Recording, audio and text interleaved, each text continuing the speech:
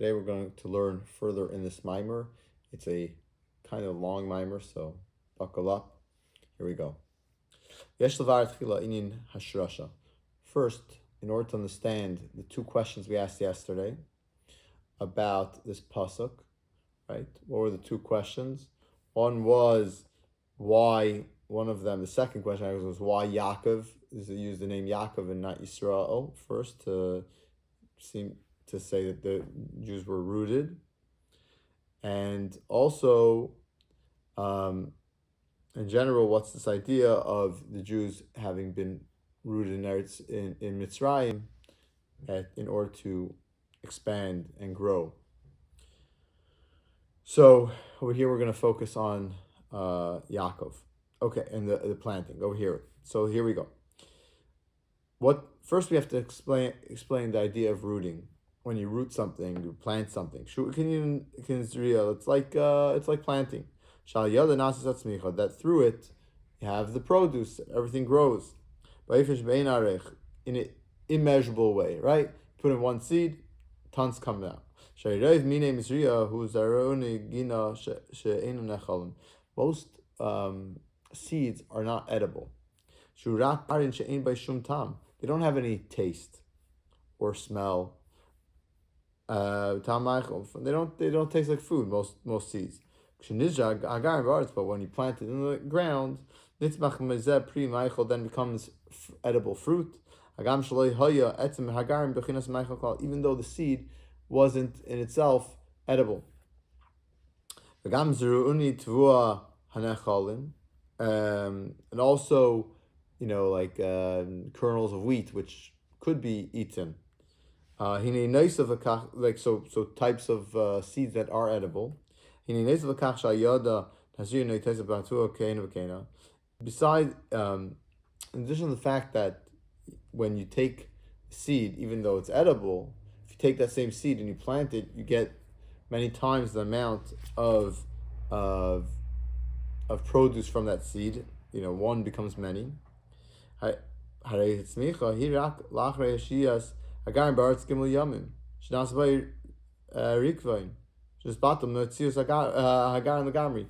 happens is, when you plant it, it first takes 3 days for it to rot, and once it rots, the seed is no longer there.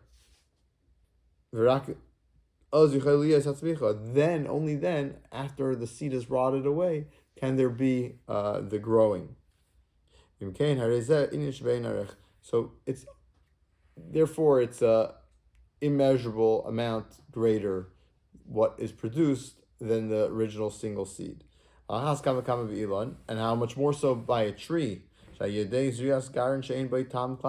which has a seed that has no taste. Take an apple seed, for example. Doesn't taste like anything. You take that one seed, you can make a whole tree from it. So pears, tons of fruit. You can see that's incomparable. So one seed could produce an immeasurable amount. Think of a tree. We have a mango tree. Took one seed, planted one seed. You have mangoes for 100 years. Thousands and thousands of mangoes, whatever, I don't know, unlimited amounts, crazy amount, right? From one seed. And this is how a seed operates. All right. The idea, the concept of planting is also by the Jewish people, which are called the first of the produce. When they do Torah mitzvahs, this is the idea of their being planted. So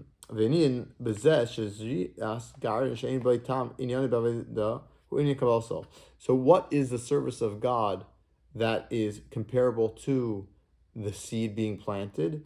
That doesn't have any taste. That is kabbalah, that is accepting the yoke of heaven, doing it because this is what God said to do. This is a sincere, requires sincerity. This type of service of God. In general, this is the difference between Torah and mitzvahs. Torah Torah is understanding. To the point that if you don't understand what you learned, you don't fulfill your requirement of learning Torah. And therefore you can't say the blessing on learning Torah. On the other hand, mitzvahs, where their fulfillment has to be specifically based on accepting the yoke of heaven, accepting God's will. Like we say in the brachas for all of them, which you made us holy with the mitzvahs which you commanded us. You commanded us. We're doing it because you commanded us. To the point where even mitzvahs which are intellectually understood, for example, tznius, or not to steal. Here, how about not to steal, right? You understand that. Or not to kill. You understand. It makes sense. They're called mishpatim. They're the type of mitzvahs which are called a mishpat, a judgment.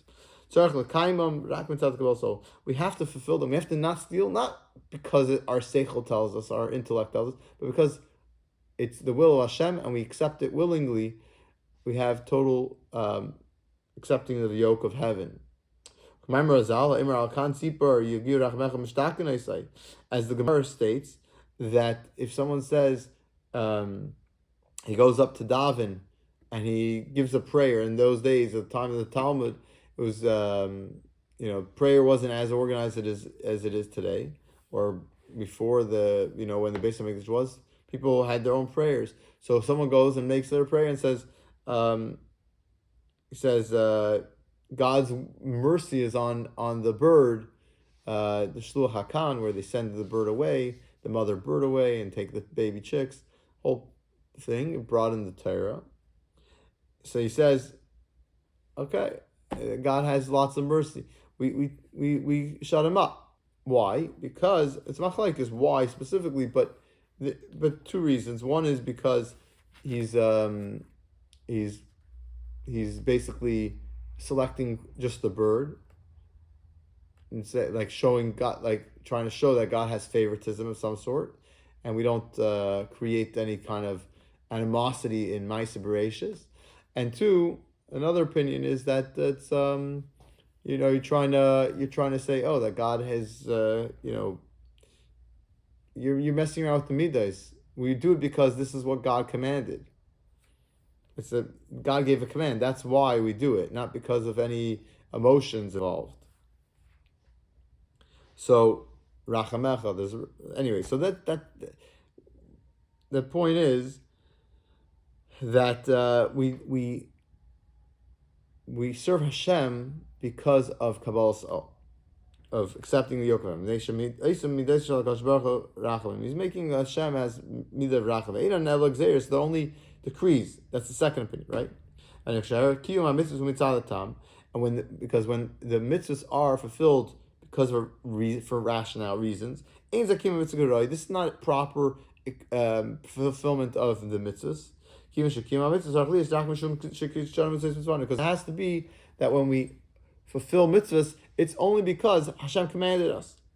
This is the concept of Kabbalah Sol, of accepting the yoke of heaven, of doing God's will. Now, in more detail, within the Torah itself, there's also the concept of Kabbalah Sol, fulfilling the yoke of heaven. Because when we learn Torah, it has to be with fear of heaven and accepting the yoke of heaven. This is the general idea of when the Jews said, Nasav and Ishma, we will do and we will listen. First we'll do, and then you'll tell us the reasons why we're doing, which is the idea of Kabbalah Sol. That specifically through this, we come to the true idea of Torah.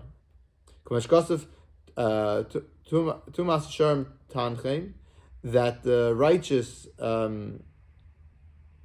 they're in it's that the righteous basically follow along, the righteous people do what's right.